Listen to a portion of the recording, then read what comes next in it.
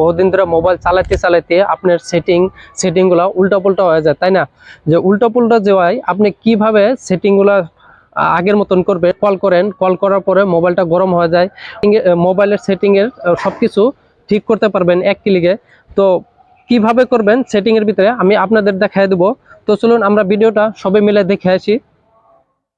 ফার্স্টে সেটিংটা অন করবেন। সেটিংটা অন করার পরে স্ক্রল ডাউন করবেন, এডিশনাল সেটিং এখানে ক্লিক করবেন। তারপরে কি করবেন, আবার স্ক্রল ডাউন করবেন। স্ক্রল এখানে সবচেয়ে নিচে দেখুন ব্যাকআপ অ্যান্ড রিসেট, এখানে ক্লিক করবেন। সবচেয়ে নিচে দেখেন রিসেট ফোন, এখানে ক্লিক করবেন। সেটিংটা রিসেট মারার পরে আপনার ফটো ডিলিট হয়ে যাব বা নাম্বার ডিলিট হয়ে যাব, কিচ্ছু হবে না। যে reset network and Bluetooth setting, এটা যদি মারেন আপনার খালি নেটওয়ার্ক বা ব্লুটুথ ঠিক হয়।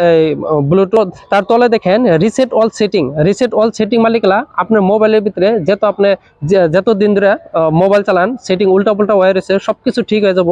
তার তলে দেখেন ইরেজ অল ডাটা, এটা মারবেন না। এটা মারলে কি হবো, আপনার ফটো আছে বা কন্ট্যাক্ট নাম্বার আছে, যে কোনো আপনার পুরানা বহুত বস্তু আছে, সবকিছু ডিলিট হয়ে যাব।